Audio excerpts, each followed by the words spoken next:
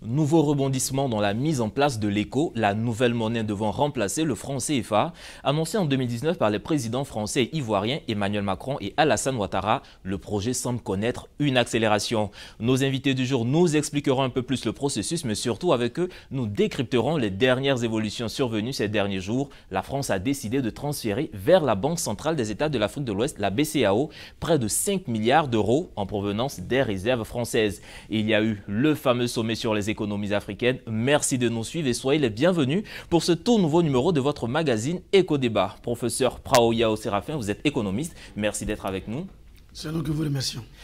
Docteur Samuel Maté, un plaisir de vous recevoir. Toujours Stéphane, bonjour et bonjour à tous les téléspectateurs. Alors, messieurs, ça fait l'actualité. Près de 5 milliards d'euros seront reversés à la Banque centrale des États de l'Afrique de l'Ouest. Et ces fonds viennent des réserves françaises. D'abord, cette cagnotte de 5 milliards d'euros, elle est composée de quoi? D'où elle vient, cette cagnotte? Bon, en fait, je voudrais dire déjà que ce ne sont pas des réserves françaises, ce sont des réserves africaines logées effectivement au Trésor français ou à la Banque de France. Parce que vous voyez, dans les accords de coopération que nous avons signés, en fait, quand je dis nous, ce sont les pays de la zone franc. Spécifiquement les pays de l'UEMOA, l'accord que nous avons signé dans ces accords-là, il y a un principe fondamental qui est celui-là. Il faut que les pays, les 8 pays centralisent déjà les réserves de change. Ça veut dire, en clair, les réserves de change, c'est quoi? Lorsque chaque pays vend son cacao, son café, son caoutchouc, palmier à huile ailleurs, les devises que nous avons, ça peut être le dollar, l'euro, le yuan, le yen, effectivement, nous les centralisons effectivement au niveau de l'UEMOA et nous déposons la BCEAO. Mais dans l'accord de coopération que nous avons signé avec la France nous a exigé de déposer 50% effectivement de ces devises au Trésor français, au compte, n'est-ce pas, de la BCEAO. Bon, ces 50%, selon la France, servent à garantir la convertibilité de notre monnaie et à nous soutenir lorsque nous avons besoin de devises. Et vous savez que les Africains se sont plaints, à commencer par nous d'ailleurs. Nous avons écrit un livre en 2012, le franc CFA, un instrument de sous-développement, où nous avons démontré que c'était un accord léonin qui profitait à la France et non aux pays africains. Et non, bon nombre d'économistes comme Mamadou Koulibaly, Nicolas Gbou, Fendoussa du Sénégal, se sont plaints ici également et la France a compris qu'il fallait aller de l'avant. C'est ainsi que le 21 décembre 2019, à Abidjan, M. Macron et son homologue ivoirien, le président Alassane Ouattara, ont décidé d'un commun accord de réformer effectivement cet accord-là. Et chemin faisant, le 20 mai 2020, la France effectivement a pris acte au niveau de l'Assemblée nationale à entériner la fin du franc CFA. Et tout récemment, M. Bruno Le Maire nous a annoncé, avec joie d'ailleurs, que la France allait restituer 5 milliards d'euros, soit à peu près 300 milliards de francs CFA à la BCEAO. Donc voilà un peu retracer l'historique effectivement de ces réserves. Alors, mais justement, docteur Samuel Maté, ces fonds, une fois reversés à la Banque centrale des États de l'Afrique de l'Ouest, comment est-ce qu'on peut imaginer l'utilisation de ces fonds? Écoutez, Stéphane, c'est là la grande question. À 1 million de dollars, on dira.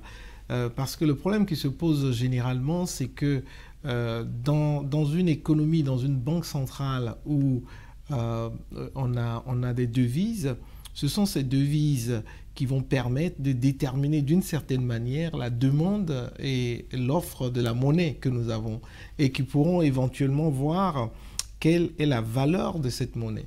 Mais on se retrouve dans un système qui a une parité fixe. Donc cette parité fixe, au fait, qui était garantie par ce dépôt, n'est-ce pas, des devises, comme l'a dit mon collègue, à la Banque de France. Maintenant, la question se pose alors que qu'adviendrait-il lorsqu'on va mettre des devises dans une banque centrale qui a une parité qui est toujours fixe, ok? Donc, et où vraiment le montant ou la valeur des devises ne va pas nécessairement influer sur la valeur de la monnaie par rapport à d'autres monnaies, le taux de change. Est-ce que vous voyez? Donc, c'est la première question qu'on se pose. Et vu au fait également que la France, il a rappelé le fait quand Emmanuel Macron, le président Macron était là, et qu'ils allaient continuer de garantir la fixité, c'est-à-dire la parité fixe du franc CFA par rapport à l'euro, ils vont continuer de le garantir. La question se pose alors comment ils vont le faire, puisqu'ils sont en train de progressivement, n'est-ce pas, envoyer les devises que nous avons, ils sont progressivement en train de les ramener à la Banque centrale. Maintenant, l'autre question, enfin la dernière, je dirais, c'est de se dire que dans un environnement où nous n'avons pas réellement un niveau appréciable de gouvernance et donc de corruption, où on se retrouve dans la plupart des classements au niveau de Transparency International, etc. La plupart des 8 pays de l'UEMOA sont en bas de classement, donc parmi les pays où la corruption est la plus élevée, où la gouvernance à un niveau plus bas, c'est de se dire que comment est-ce que ces pays vont pouvoir gérer cette petite manne, même si ça leur appartient, cet argent, ces devises, même si ça leur appartient, comment est-ce qu'elles vont pouvoir gérer en termes d'investissement stratégique, en termes de pouvoir en faire une utilisation optimale. Voilà un peu certains des défis que ce transfert peut éventuellement poser. Alors bon, il y a deux questions qui me reviennent. Je vous laisse réagir d'abord. Voilà, parce que bon, je ne suis pas trop d'accord avec mon collègue. Il faut faire confiance quand même aux Africains. Je pense que les réserves de change, leur rôle dans un régime de change flexible, c'est une réserve qu'on peut utiliser à bon escient, on les place, ça et là. Mais dans un régime de change fixe, comme le nôtre, ce sont des réserves qu'on met à côté. Effectivement, comme il a dit le collègue, s'il advenait par exemple que le taux de change baissait, et là, nous utilisons ces réserves pour soutenir effectivement la valeur externe de la monnaie qui est en train de baisser. C'est son rôle. Sauf que anciennement, nous déposions effectivement ces réserves au trésor français. Mais, M. Soumarou, vous pensez que la France va utiliser, va voir effectivement cette cagnotte et ne pas les placer sur le marché? Je vous dis non. La France place nos réserves de change sur les marchés financiers et c'est avec ces bénéfices que la France nous prête l'argent après. Je vous dis, à la fin de 2019, nous avions 6 214 milliards de francs CFA. Et aujourd'hui, on nous dit c'est 3 300 à peu près. Vous avez vu? Qu'est-ce qui s'est passé entre-temps? Et lorsque nos comptes sont créditeurs, la France nous rémunère à 0,75%. Je dis bien 0,75%. Aujourd'hui, on nous dit que nous vous restituons vos ressources. Vous êtes libre, premièrement, de les placer où vous voulez. Je vous dis que la BCEAO détient 32 comptes au niveau du monde entier. 32 comptes. Alors, si nous faisons peut-être un audit, vous allez voir que nous perdons en déposant ces ressources-là en France, au lieu, par exemple, de les déposer sur un marché, par exemple, à Singapour ou un exemple ailleurs. Donc, je veux dire, c'est une très bonne chose que nous restitue nos réserves. Et là, nous sommes en train de parler d'une politique de relance post-Covid, dont nous n'avons même pas l'argent. Aux États-Unis, c'est 2000 milliards de dollars qui ont été injectés. En Europe, c'est 750 milliards de dollars qui ont été injectés. Nous avons combien? En Côte d'Ivoire, lorsque le Premier ministre était vivant, il a dit que c'était estimé à 5% du PIB, soit 1700 milliards de francs CFA. Aujourd'hui, on vous donne à peu près 3500 milliards de francs CFA aux pays africains, mais ce sont vos réserves. Nous pouvons prendre peut-être la moitié que nous allons garder, effectivement, s'il advenait qu'il y avait des chocs sur notre monnaie, on peut défendre. Mais les autres, nous pouvons les utiliser. Donc je pense qu'il faut faire confiance quand même aux Africains. Nous ne sommes pas le seul continent où il y a la corruption. Même en Europe, il y a aussi la corruption. Et je pense que M. Maté, mon collègue, il le sait. Si c'était en Afrique centrale, je serais d'accord avec lui. Parce que là-bas, de temps à autre, nous entendons parler de 100 millions de francs CFA disparus dans les caisses, ça et là.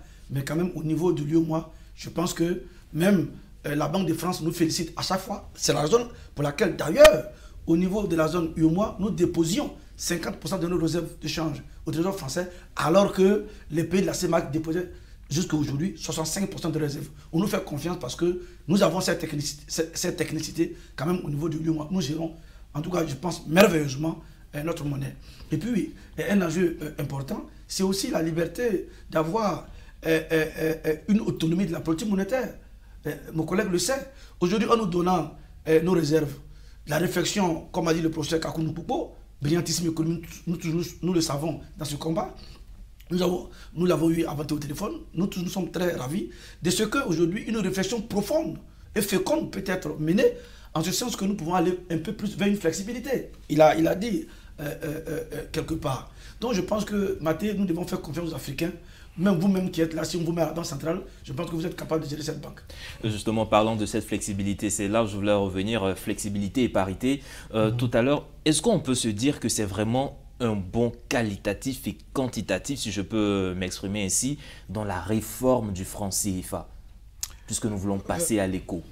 Attention, c'est-à-dire qu'au fait, il faut comprendre une chose, c'est que nous sommes dans un processus, ok? Et ce processus, le CFA ne représente, et l'éco ne représente qu'une partie de ce processus. Parce que le processus final qui a été engagé, c'est d'arriver à la monnaie africaine. Et avant cette monnaie africaine, il y a la monnaie de la CEDEAO. Et cette monnaie de la CEDEAO, d'ailleurs, le nom, c'est l'éco. L'éco est venu, a été le nom qui a été adopté par la CEDEAO.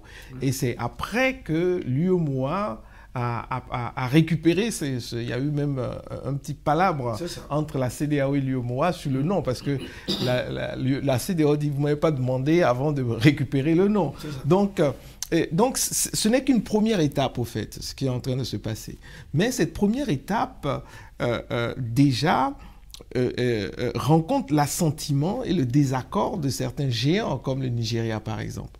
Parce que ce qui se passe, on se dit, on va à la monnaie unique africaine. Avant la monnaie unique africaine, puisque la stratégie au niveau de l'Union africaine, c'était d'aller par région, donc la monnaie de la CEDEAO, et cette monnaie de la CEDEAO ECO, les conditions, c'était de faire rentrer le CFA au-delà des 5 autres zones, le Sili ghanéen, le Naira nigérien, etc. La ZMAO, tout à fait, et de faire rentrer le CFA pour constituer cet éco. Maintenant, le problème qui se pose déjà par rapport à ce problème que vous avez posé de parité, de flexibilité, c'est clair qu'au niveau de la CEDEAO, la monnaie unique de la CEDEAO qui est prévue, elle est flexible. Les anglo-saxons, les gros géants comme le Nigeria sont intransigeants là-dessus. Mais le problème qui se pose aujourd'hui pour eux, justement, avec cet éco, et Boari l'a dit récemment, qu'il juge les efforts insuffisants. Parce que pour lui, il faut carrément couper le cordon ombilical avec la France. Et pour lui, ce cordon ombilical, c'est la fixité. Il ne faut plus qu'on parle de parité. Et il faut couper ce. Tant que ce cordon n'est pas coupé, pour lui, rien n'est fait. Alors, monsieur, là, il y a une question qui me vient pendant que Dr Samuel Mathé parlait. Au niveau de la réforme du franc CFA, on a parlé de l'éco, mais ça a été une annonce, une décision du président français, du président ivoirien et sans doute des autres chefs d'État.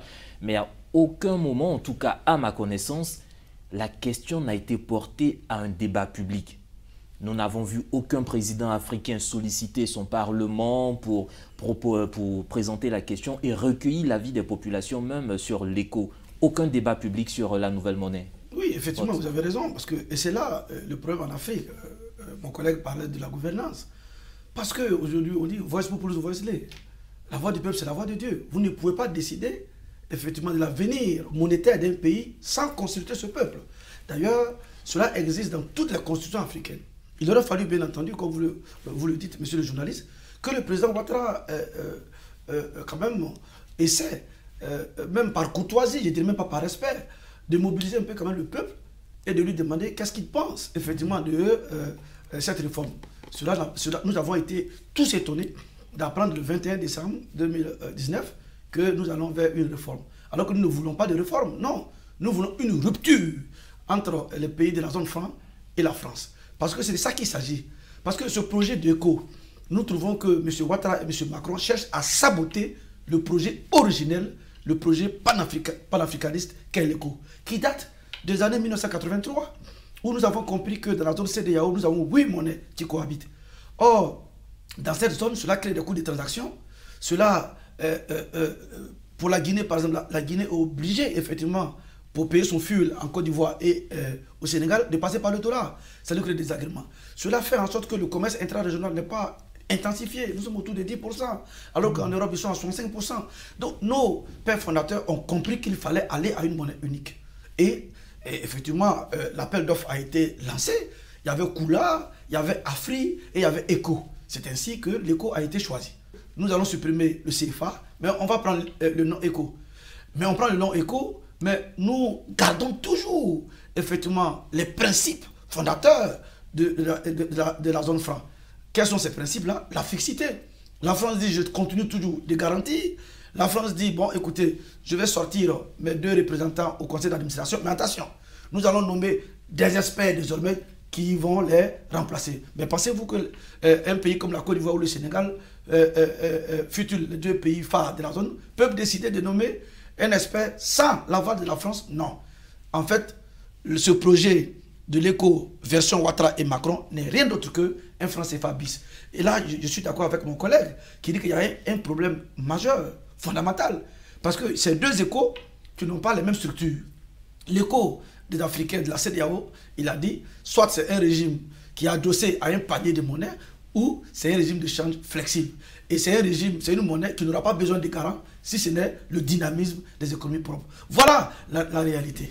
Alors le franc CFA, du passage du franc CFA au passage à l'éco, encore beaucoup de choses à faire, en tout cas beaucoup de petits détails ou de grands détails à régler avant d'y arriver. Mais ces derniers jours aussi, ce qui a fait l'actualité, c'était le fameux sommet sur les économies africaines qui s'est tenu à Paris. Certains ont déjà fustigé dès le départ pourquoi est-ce que ça se tient à Paris alors qu'on parle des économies africaines. Mais quand on regarde un peu, on voit que Paris est le carrefour. Il y a plusieurs autres pays, dont l'Allemagne, la Chine, qui essaient de participer à ce sommet. D'abord, vous, comment vous avez accueilli l'annonce de ce sommet?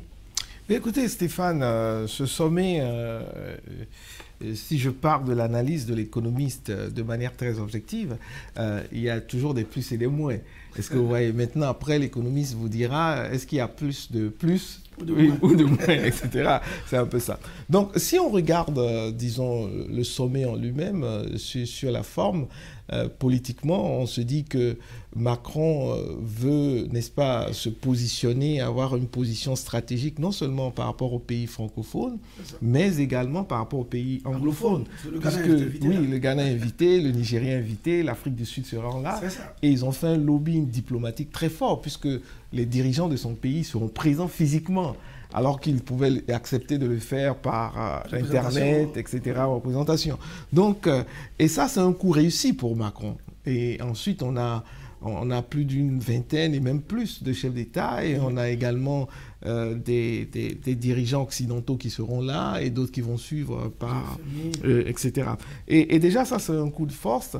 Et ce qui est toujours intéressant là, je pars toujours du côté positif, c'est qu'à ces réunions, quand on se rencontre avec toutes ces sommités, tous ces parties prenantes, etc., on a quand même l'occasion on est obligé d'avoir un discours équilibré. Parce que, vous n'allez pas vous trouver, par exemple, le président Macron en face du FMI, du président nigérian, et avoir des allures de colonialistes. Ça ne va pas passer. On a vu les échanges très forts qu'il y a eu entre le président Macron et le président Addo au Ghana. Donc ça, c'est un des avantages de ces genres de sommets quand plusieurs sont rassemblés, pratiquement le monde entier, c'est qu'avec les présidents d'institutions comme la BAD et tout, etc., ils sont obligés d'avoir un discours équilibré. Mais le grand problème ici qui se pose pour moi dans ces genres de sommets, et qui est dommage, parce que quand j'étais en cabinet ministériel dans le gouvernement, j'ai eu à reprocher cela, c'est que souvent les Africains vont en rang dispersé. Est-ce que vous voyez? Pour des sommets comme ça, quand j'étais aux États-Unis, pour mon doctorat par exemple, pour des sommets comme ça, vous allez rencontrer qu'au niveau des Asiatiques, ils ont eu des pré-sommets par exemple, où ils se rassemblent et définissent une stratégie. Mais nous n'avons pas vu cela. Au niveau des pays africains, ils ont couru pour aller en rang dispersé, pas de stratégie coordonnée par rapport à qu'est-ce qu'on va faire.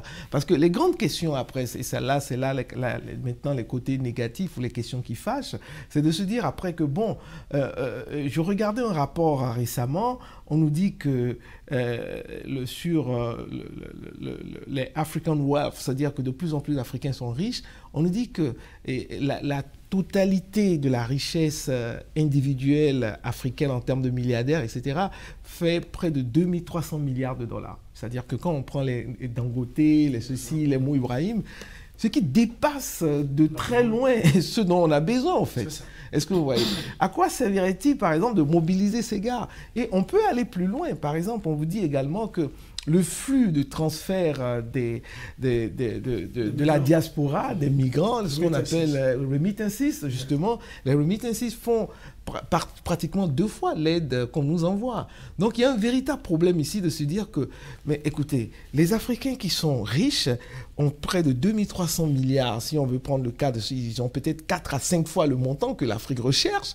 Les Africains de la diaspora ont pratiquement 2 fois ce montant qu'ils envoient de manière, etc. Mais pourquoi on va aller emprunter alors cet argent à des taux énormes parfois? Est-ce que vous voyez? Et donc, et après, c'est pour terminer, c'est de se dire ensuite que est-ce que, on parlait de 400 milliards tout à l'heure avant l'émission, mon collègue parlait de le FMI a revu à 500 milliards. Mais le problème qui se pose après, c'est que c'est un prêt que vous devez rembourser. Et moi, les 3 questions que je me suis posées sur ce montant qu'on est parti mobiliser, c'est de se dire, premièrement, comment est-ce que ce 400 ou 500 milliards va être réparti entre les 54 pays? C'est la première question que je me pose. Quels seront les critères de répartition? On va donner à l'Afrique du Sud, on va donner combien, etc. Ensuite, la deuxième question que je me pose, c'est que dans un environnement, encore une fois, on revient de corruption et de gouvernance, et je suis désolé d'insister sur ça, parce que c'est des choses qu'on vit chaque jour au niveau du secteur privé. Donc, on se dit, mais est-ce que cet argent pourrait être bien géré? Est-ce que ça pourrait être géré de manière optimale? Est-ce que vous voyez? Et en ajoutant à cela le côté de l'instabilité. Vous regardez des pays, par exemple, comme le Tchad, qui a subi un quasi coup de force institutionnel. Et est-ce qu'un investissement pareil, comment est-ce que ça sera géré avec des militaires au pouvoir? Est-ce que vous voyez? C'est la deuxième question que je me pose. Et enfin, ce que je me dis, c'est que est-ce que ce montant a été bien évalué? Et il a dit tout à l'heure, le collègue, que les États-Unis étaient partis pour 2000 milliards, mais ces 2000 milliards, ils se rendent compte que ces 2 milliards même risquent de ne pas suffire pour relancer l'économie américaine. Et c'est vrai, l'économie américaine est la plus forte. Mais c'est pour vous dire que dans ces genres de situations, est-ce que l'évaluation du montant requis, est-ce que cette évaluation est bien faite? Voilà un peu les pistes d'évaluation et de réflexion qu'on peut mener. Alors justement, regarde ce que vous venez de dire tout à l'heure. Je me rends compte d'une chose, on a vu les chefs d'État, des chefs de gouvernement, les présidents d'institutions lors de ce sommet, mais à aucun moment, ou si ma mémoire est vraiment assez faible, nulle part on a vu ces grands leaders de l'entreprise, de l'économie africaine, ces chefs d'entreprise, Dangote et autres, ce sont eux quand même qui accompagnent, qui soutiennent l'économie. Lors de ces sommets, ils ne sont pas présents. Comment est-ce que vous appréciez cela? Oui, mais c'est ce que le collègue a dit. En fait, ce que vous devez comprendre, c'est une communication en fait, politique que fait M. Macron, c'est tout. Alors, M. Macron a compris effectivement que enfin, la nouvelle jeunesse africaine, cette jeunesse consciente, ne veut plus entendre parler des sommets France-Afrique. Donc, M. Macron maquille effectivement ce sommet France-Afrique par un sommet économique en appelant à un New Deal pour sauver les pays dont l'économie est exsangue, effectivement, suite à la crise de la Covid-19. Mais fondamentalement, ce que vous devez comprendre, monsieur le journaliste, c'est quoi? La France est en train de perdre l'Afrique. Aujourd'hui, le destin, effectivement, de la France se joue en Centrafrique. On n'en parle pas. Mais c'est la raison, c'est la riposte, effectivement, française à ce qui se passe aujourd'hui en Centrafrique. Hier, si vous avez regardé sur les chaînes de télé, on a projeté un film à l'honneur, effectivement, des militaires centrafricains qui sont venus comme des héros pour venir sauver des Africains et surtout en République centrafricaine. Donc vous voyez, aujourd'hui, la France a compris la percée chinoise. Aujourd'hui, le stock de la dette africaine culmine à 360 milliards de dollars. Et la Chine seule a à peu près 30% de ce stock. La Chine seule. Le premier partenaire au niveau du commerce avec l'Afrique, la France perd. La France perd du terrain. Donc là, la France a trouvé, M. Macron a eu le nœud creux de dire, bon, voilà, je vais profiter effectivement de cette occasion pour dire, regardez, moi, la France, c'est le pays des droits de l'homme, c'est le pays qui aime la démocratie, c'est le pays qui vient à votre secours, et je ne viens pas au secours des pays de façon bilatérale, mais je vous réunis vous tous ici. Preuve en est, vous avez dit, pourquoi on n'a pas invité Dangote? Pourquoi on n'a pas invité le PDG de UBA, c'est grand richissime, Mo Ibrahim, tout cela. Même nos frères... Mo Ibrahim a été invité. Voilà, il y a des grands noms comme notre frère de NCA Bank, Diago. Ouais, Diago. Enfin, on doit inviter le secteur privé. Mais non, ce n'est pas le problème. Le problème, c'est que vous allez voir, hein, nous allons sortir là avec rien du tout. Parce que fondamentalement, nous connaissons les recettes. La recette, c'est quoi? on nous dit, soit vous avez un moratoire qu'on va vous faire, c'est-à-dire une suspension, effectivement, des taux d'intérêt que vous payez, et même parfois une partie du capital, du principal que vous payez sur vos dettes. Nous allons suspendre un moment, puisque l'ISSD a été remis encore au goût du jour pour une année, c'est-à-dire ce moratoire-là. Donc c'est une piste. Ou bien quasiment, ils vont aller à l'annulation, mais ils ne veulent pas. Déjà, quand vous écoutez Marc Raffineau, qui est un brillant économiste, qui est beaucoup écouté par Macron, qui dit, attention, les pays ne sont pas aussi pauvres que ça, l'annulation, ce n'est pas le problème. Vous voyez, donc ça prépare un peu les esprits. Alors que les 365 milliards de dollars que nous cumulons comme stock de la dette ne représentent que 2% du stock mondial de la dette. Ça veut dire quoi? Ça veut dire que si on annule, ça ne va pas tuer les créanciers. Mais ils ne veulent pas. On va nous dire encore que nous allons utiliser les droits de tirage spéciaux, qui est une monnaie fictive, effectivement, du FMI. Aujourd'hui, un DTS égale à 1,38 $. Une monnaie qui est assise sur un panier de monnaies, bien entendu, le dollar, l'euro, le yuan, le yen et la livre sterling. Maintenant, en fonction de quote-part des pays africains, on estime à peu près à 34 milliards de dollars ce que le FMI peut nous donner. Ça ne représente rien devant les 290 milliards que le même FMI dit que les pays africains ont besoin. Afrique subsaharienne, pas tout le continent. Tout le continent, c'est 400 milliards. Mais quand vous prenez les pays d'Afrique subsaharienne, 290. Que vaut 34 milliards sur 290? Rien du tout. Il y a cette piste dont a parlé mon collègue Maté, c'est les remittances, les avoirs des fonds des migrants. Aujourd'hui, en 2019, nous avons 86,2 milliards de dollars qui ont été rapatriés des pays occidentaux vers l'Afrique. Il a dit deux fois plus que les 34 milliards que le FMI veut bien nous donner, comme si c'était une aide substantielle qu'on nous donne. Non, mais je pense qu'il va falloir à un moment donné, il a dit, chers collègues, que les Africains soient sérieux, que nous soyons sérieux. Et là, je suis d'accord avec lui. Une bonne gouvernance peut nous permettre de faire des économies, peut nous permettre d'épargner ces sommes colossales que nous prenons et que nous devons quand même payer un jour. Et où trouver les ressources quand nous regardons que les bases de nos économies sont très fragiles. Les bases de nos économies sont très fragiles. Malheureusement, nous n'avons qu'une demi-heure. On ne pourra pas épuiser tout ce sujet sur la réforme du franc CFA et surtout les enjeux de ce sommet sur les économies africaines qui s'est tenu récemment en France. Messieurs, Dr Samuel Maté, merci pour votre contribution. Professeur Praoyao Séraphin, merci en tout cas pour vos éclairages. Très chers téléspectateurs, auditeurs de Medi 1, c'est ici que se referme cette émission. Agréable suite de programme sur nos antennes.